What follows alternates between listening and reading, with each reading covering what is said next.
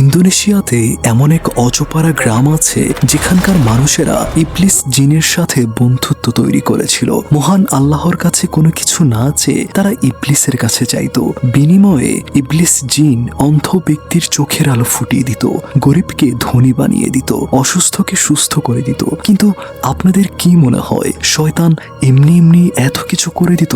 আবাহা নামের এই লোকটি তিনটে বিয়ে করে শুধুমাত্র এই জন্য যে তার স্ত্রীদেরকে শয়তানের কাছে বলি দিতে পারবে। গ্রামের মানুষদের এই অন্ধবিশ্বাস পুঁজি করে সে গ্রামের মানুষদেরকে ধন সম্পত্তি টাকা পয়সা বাড়িয়ে দিয়ে বিনিময়ে তাদের থেকে তাদের সন্তানদেরকে চেয়ে নিত। তাছাড়া এই গ্রামের মসজিদে কোনো আজান হতো না।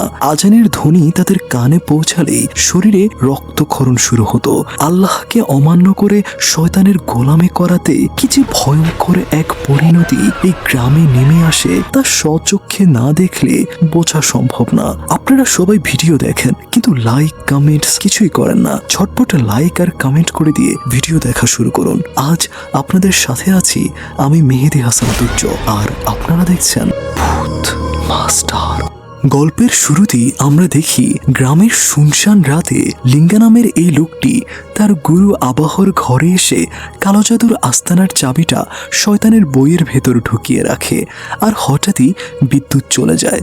সে ভাবে হয়তো তার গুরু লাইন অফ করেছে, কিন্তু গুরুকে কোথাও না দেখে টর্চ নিয়ে বাড়ির বাহিরে বের হয়ে পড়ে আর সামনেই ভুট্টা ক্ষেতের দিকে এগিয়ে যায়। একটা কাকপক্ষীর শব্দ শোনা যাচ্ছিল না কোথাও। কিছু দূর এগিয়ে যেতেই টর্চের আলোতে দেখতে পায় ভুট্টা ঘাসের পাতা বেয়ে রক্তের ফোঁটা জমিনে পড়ছে। এরপর দৌড়ে কিছুটা সামনে যেতেই দেখতে পায় তার গুরু আবাহ মরে পড়ে আছে, আর হাত দিয়ে তাকে স্পর্শ করতেই এবার আমাদেরকে এই আবাহ জাদুকরের মৃত্যুর ঠিক 12 ঘন্টা আগের দৃশ্য দেখানো হয়। গ্রামের একজন দরিদ্র লোক তার ছোট্ট মেয়ে আয়েশাকে নিয়ে এসেছে জাদুকরের সাথে দেখা করতে। লোকটি তার মেয়েকে বলে, এখানে অপেক্ষা করো, শীঘ্রই আমরা ধনী হয়ে যাব। এই বলে মেয়েকে বারান্দায় বসিয়ে একটা খালি বাক্স হাতে করে সে আবাহর কাছে আসে। আবাহ তখন ইবলিসের নাম নিয়ে কিছু একটা বিড়বিড় করে পড়ে একটা বিশাল প্যারেক দিয়ে লোকটার হাতে ঢুকিয়ে দেয়। এরপর আবারও কিছু একটা বিড়বিড় করে পড়তেই লোকটার হাত সম্পূর্ণ ঠিক হয়ে যায় এবং তাকে সেই খালি বাক্সটি খুলতে বলে। বাক্সটি খুলতেই এত টাকা দেখে লোকটার চোখ কপালে উঠে যায়। লোভে পড়ে সে বলে, আমার আরো টাকা চাই। আবাহ বলে, তার বিনিময়ে তুই কি বলিদান করতে প্রস্তুত? লোকটি লোভে পড়ে তার ছোট্ট অবুঝ মেয়ে আয়েশাকে শয়তানের উদ্দেশ্যে বলিদান করতে রাজি হয়ে যায়। ততক্ষণে আয়েশা নামাজের সময় হয়ে গেলে ওযু করতে আসে আর আচমকা পানির টেপ চালু হতে দেখে। অবুঝ আয়েশা কিছু না বুঝেই ট্যাপটি বন্ধ করে দেয় এবং মসজিদে এসে নামাজের জন্য দাঁড়ায়। তখন তার পেছনে ইবলিস এসে হাজির হয় এবং অবুঝ আয়েশাকে ইবলিস শয়তান নৃশংসভাবে হত্যা করে। রাতের আধারে আইনুন আর তার বান্ধবী রিনি কোথাও একটা থেকে বাসায় ফিরছিল। হঠাৎ রিনি বলে ওঠে, আমার মাসিক চলছে, তাই প্যাড আনতে ভুলে গিয়েছিলাম।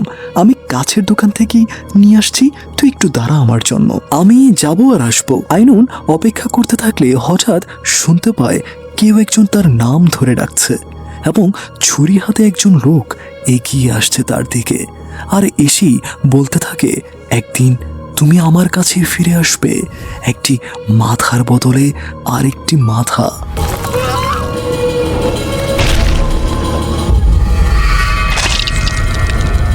ততক্ষণে রিনি ফিরে এলে আইনুন সেখানে কিছুই দেখতে পায় না। বাসায় আসার পর আইনুনকে তার পালিত বাবা বলে, আজ সন্ধ্যায় পদে পোকানের থেকে খবর এসেছে তাদের নেতা আবাহ মারা গিয়েছেন।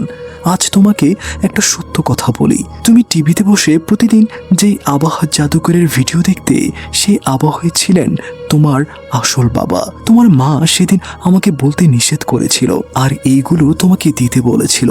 আইনুন তখন তার মায়ের সাথে তার বাবার ছবি দেখে অঝরে কান্না করে আর তার বাবার জানাজায় যাওয়ার সিদ্ধান্ত নেয়। এরপর তারা 3 বন্ধু বাগাস, রিনি, আইনুন মিলে তার বাবার জানাজায় যেতে থাকে। যাওয়ার পথেই পথিমধ্যে আইনুন আবারও শুনতে পায় তার বাবা তাকে ডাকছে, কিন্তু সেই ডাক কেবলই আইনুন শুনতে পায়। এরপর তারা চলে আসে আইনুনের গ্রামে। লিঙ্গা এসে বলে, তুমি চাইলে তোমার বাবাকে গোসল করাতে পারো। এটা শুনে তার বাকি দুই বন্ধু একটু অবাকই হয়। আইনুন তার বাবার লাশের পাশে আসতেই তার হাতে থাকা চিহ্নের মতো একটা চিহ্ন দেখতে পায় এবং কিছুটা আশ্চর্য হয়ে সে গোসল করানো শুরু করে দেয়। কবর দেওয়া শেষ হয়ে গেলে একজন গর্ভবতী মহিলা এসে আইনুনকে বলে, তোমার সাথে পরিচয় হয়নি, আমি আবাহার তৃতীয় স্ত্রী আজেং। তখন লিঙ্গা বলে, দয়া করে আজ রাতে তাদেরকে এখানে থাকতে দাও। এই বলে সে আইনুনকে নিয়ে কোথাও একটা যেতে থাকে। লিঙ্গা আইনুনকে একটা শয়তানের বই উপহার দেয় আর বলে, তোমার বাবা চেয়েছিলেন যেন তুমি এই বই অনুসরণ করো আর গ্রামের মানুষদেরকে রক্ষা করো। পরদিন বাগাস মসজিদে এসে আজান দেওয়ার প্রস্তুতি নিতে থাকলে লিঙ্গা এসে বলে, এই মসজিদে আজান দেওয়া নিষেধ, এটাই আমাদের ঐতিহ্য, নামাজ পড়তে হলে একা পড়ো। এই বলে লিঙ্গা চলে গেলে বাগাস নামাজে দাঁড়িয়ে যায় আর সিজদায় গেলে মোটা এক কণ্ঠস্বর তার কানে ভেসে আসে। ঘাড় গুড়াতেই আবাহার কাটা বিচ্ছিন্ন মাথা দেখতে পায় এবং সিজদা থেকে তড়িঘড়ি করে উঠতে গেলে দেখতে পায় কিবলা পশ্চিম থেকে পূর্ব দিকে হয়ে গিয়েছে। রাতের বেলা আজিং তার রুমে ঘুমাতে থাকলে হঠাৎ তার গায়ের চাদর সরে যায়, তবে সেটা ছিল তার সতীনের ছেলে রহমত। তখন রহমত বলে, আবাহ এখানে এসেছিল। তখনই আজিং চাদরের ফাঁক দিয়ে দেখতে পায় আবাহ তাদের দিকেই এগিয়ে আসছে। আর এটা ছিল তার দুঃস্বপ্ন। এদিকে লিঙ্গা আইনুনকে আবাহার কালো চাদর আস্তানায় নিয়ে আসে আর জায়গাটি ছিল একটা গুহার ভেতর, নিস্তব্ধ পরিবেশ।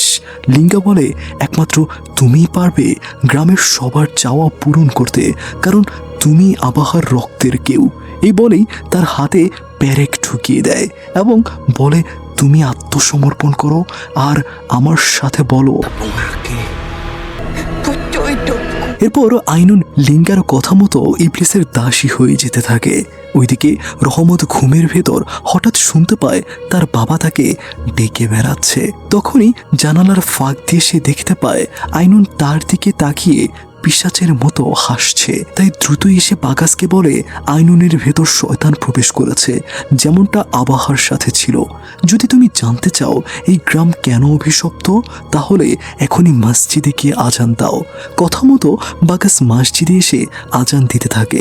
গ্রামে থাকা লোকজনের তীব্র মাথা ব্যথা শুরু হয়ে যায়। আজানের শব্দ শুনে তাদের কানে প্রচণ্ড জ্বালা পোড়া আর যন্ত্রণা শুরু হয়ে যেতে থাকে। আজান শেষ হতে না হতেই বাগাসকে কেউ গলা চেপে ধরে। আইনুনের ভীষণ কষ্ট হতে থাকলে রিনি তাকে নিয়ে মসজিদে চলে আসে। বাগাস বলে, আমাদেরকে আল্লাহর কাছে সাহায্য চাইতে হবে। এই বলে সে আইনুনকে নিয়ে নামাজ পড়তে দাঁড়িয়ে যায় আর রিনি বাহিরে বসে পাহারা দিতে থাকে। বাগাস সালাম ফিরিয়ে দেখতে পায়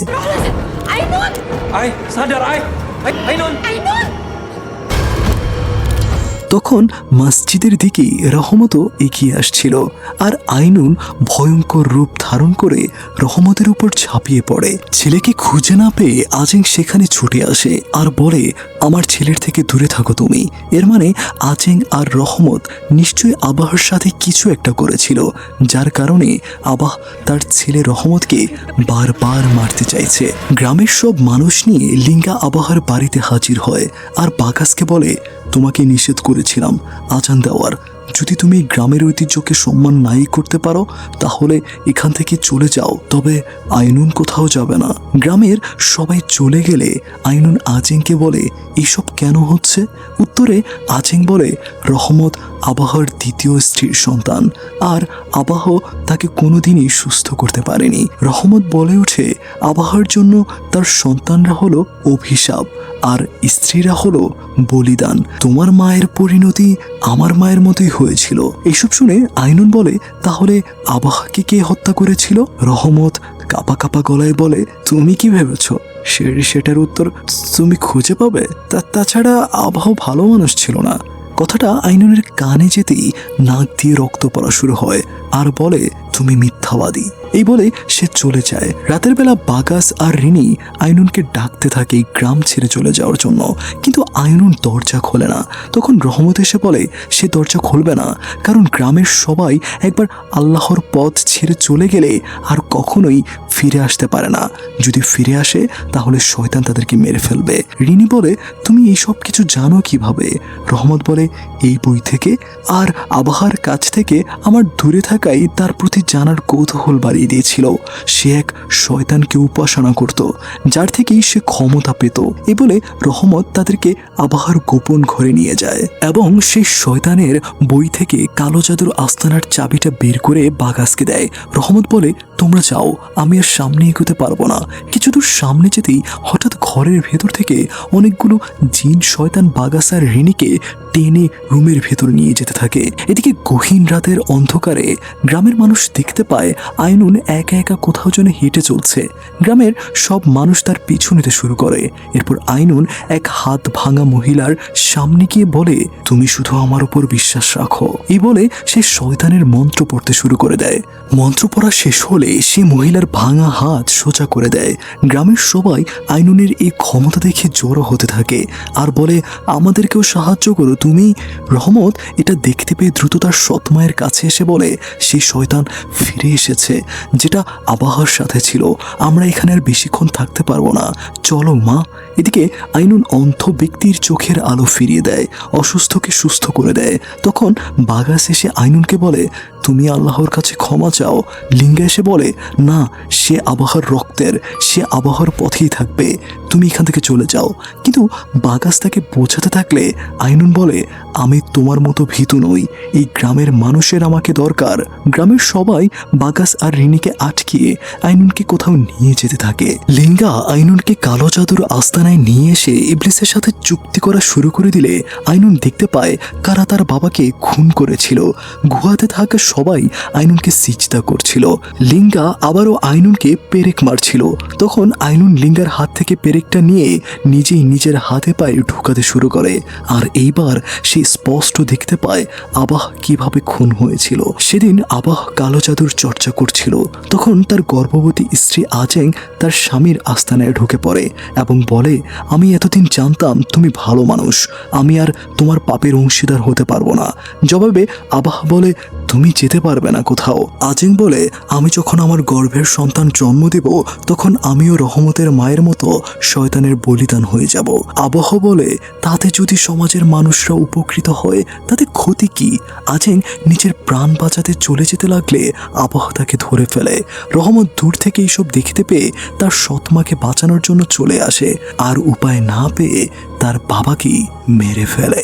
ফ্ল্যাশব্যাক শেষ হলে আমরা দেখি রহমত আর আজেং এই গ্রাম ছেড়ে পালিয়ে যাচ্ছিল। হঠাৎই রহমতকে পেছন থেকে আইনুন নিয়ে যায়। আজেং তার ছেলেকে কোথাও দেখতে না পেয়ে খুঁজতে শুরু করে। এক পর্যায়ে আইনুন মা ছেলের উপর ঝাঁপিয়ে পড়ে। আইনুনের ভেতরে থাকা ইবলিস এখন সেভাবেই তাদেরকে মারতে চাইছে যেভাবে তারা আবহকে মেরেছিল। রহমত পালাতে থাকলে বাগাস আর রিনি তাকে উদ্ধার করে। রহমত তাদেরকে তার মায়ের কাছে নিয়ে গেলে সেখানে কাউকে দেখতে পায় না। তাই সে বুদ্ধি করে ঘরে এসে সেই শয়তানের বইটা খুঁজে বের করে বাগাসকে দেয়। কিন্তু ততক্ষণে গ্রামের সবাই দেখতে পায় আইনুন আজেংকে আহত করে পুরো গ্রাম টেনে হিচড়ে বেড়াচ্ছে। এদিকে বাগাস কালো জাদুর বইতে দেখতে পায় এই অপশক্তি ধ্বংস করতে পারবে একমাত্র তার বংশধর বা রক্তের আত্মীয়রা। তখন রহমত বলে এই জন্যই আমি আবহকে হত্যা করতে পেরেছিলাম। এটা শুনে রিনি বলে এর মানে রহমত এখন আইনুনকে হত্যা করতে হবে? বাগাস বলে না না, নিশ্চয় অন্য উপায় রয়েছে। এদিকে গ্রামের মানুষ আইনুনের এই কাণ্ড দেখে হতবাক হয়ে যায়। বাগাস দেখতে পায় আজান দেওয়ার মাধ্যমেও এই অপশক্তি রুখতে পারবে, আর এ কারণেই লিঙ্গা তাকে আজান দিতে নিষেধ করছিল বারবার। তখন আইনুন আহত আজেংকে নিয়ে ঘরের সামনে এসে বলতে থাকে ওই দুষ্টের বংশধর বেরিয়ে আয়, তা না হলে তোর মাকে হত্যা করব আমি। দ্রুতই তারা ঘর থেকে বেরিয়ে আসে। তখন আইনুন রহমতকে বলে, তুই আর তোর মা যখন আমার বাবাকে হত্যা করেছিলি তখন কেমন লেগেছিল? এটা শুনে রহমত চিৎকার করে বলতে থাকে, আবহ তার স্ত্রীদের হত্যা করেছিল। সে আমার মা এবং তোমার মাকে শয়তানের উদ্দেশ্যে জবাই করেছিল। কিন্তু রহমতের কোনো কথাই আইনুন না শুনে পাশে থাকা একটা পাথর দিয়ে আজিমের মাথায় সজোরে আঘাত করতে থাকে এবং আজিমকে মেরে ফেলে। গ্রামের সবাই আইনুনকে ধরাধরি করে গাছের সাথে বেঁধে দেয়। লিঙ্গে এসে বলে, নিজেকে সামলাও, তোমাকে আবহর মতো শক্তিশালী হতে হবে যে গ্রামের সবার তোমাকে প্রয়োজন। কিন্তু আইনুন তখন আইনুন এবার লিঙ্গাকেও মেরে ফেলে। আইনুন বলে, হে জাহান্নামের দল, মানুষ কখনোই আমাদের পরাজিত করতে পারবে না। বাগাস তখন আইনুনকে থামানোর একটাই উপায় পায়, আর তা হলো আজান দেওয়া। আজান শুনে আইনুনের ভীষণ কষ্ট হতে থাকে, আর এক পর্যায়ে গ্রামবাসী পাশেই চিৎকার চেঁচামেচির আওয়াজ শুনতে পেয়ে সেদিকেই ছুটতে শুরু করে এবং সেখানে গিয়ে দেখতে পায় শত শত লাশ উল্টো করে ঝুলিয়ে রাখা হয়েছে এবং প্রতিটা লাশের নিচে একটা করে পাত্র রাখা হয়েছে। এদিকে আইনুন রিনিকে বলে, ওরা সবাই তাদের আত্মা উৎসর্গ করেছিল, যারা নিজের আত্মা আমাকে দিয়েছিল। এই বলে সে উধাও হয়ে যায়। ওদিকে সবাই কারোর উপস্থিতি টের পায়, আর সঙ্গে সঙ্গে সব লাশগুলো আইনুনের সিজদায় পড়ে যায়। তখন আইনুন বলতে থাকে, হে মানবকুল, তোমরা আল্লাহর থেকে মুখ ফিরিয়ে নিয়েছিলে, তাই তোমরা এইবার আমার শিকার হবে। এই বলে সে সবাইকে জোর করে তার সিজদায় ফেলে। কিন্তু সবাই সিজদায় পড়ে বাগাত সহ সবাই আল্লাহর নাম নিতে শুরু করে। আল্লাহর নাম শুনে আইনুনের প্রচণ্ড কষ্ট হতে থাকে, আর এক সময় ইবলিস জিন তার শরীর ছেড়ে পালিয়ে যায়। বাগাস সবাইকে বলতে থাকে, আমাদের নিজেদের পাপের জন্য তওবা করতে হবে, সবাইকে নামাজে দাঁড়াতে হবে। বহু বছর পর এই মসজিদে আজান হয় এবং জামায়াতের সাথে নামাজ আদায় করা হচ্ছে। রিনি তাসবিহ পাঠ করছিল আর আইনুনকে পাহারা দিতে থাকে, কিন্তু মুহূর্তেই তার তাসবির মালা ছেড়ে যায়। রিনি বলে, তুমি আল্লাহকে স্মরণ করো আইনুন। কিন্তু আইনুন বলে, তুই কি আমার উপর বিশ্বাস রাখিস? উত্তরে রিনি বলে, আমি শুধু এক আল্লাহতে বিশ্বাসী। আল্লাহর নাম শুনতেই ইবলিস আবারও পালিয়ে যায়। তখন আইনুন সজ্ঞানে ফিরে আসতেই বলতে থাকে, আমাকে তাওবার সালাত আদায় করতে হবে। আল্লাহকে ভুলে ইবলিসের সাথে বন্ধুত্ব করাতে ঝরে যায় এই গ্রামের শত শত প্রাণ। একে একে সবাইকে কবর দেওয়া হয়। আইনুনের সৎ বাবা বলে, তুমি কি যাবে আমার সাথে?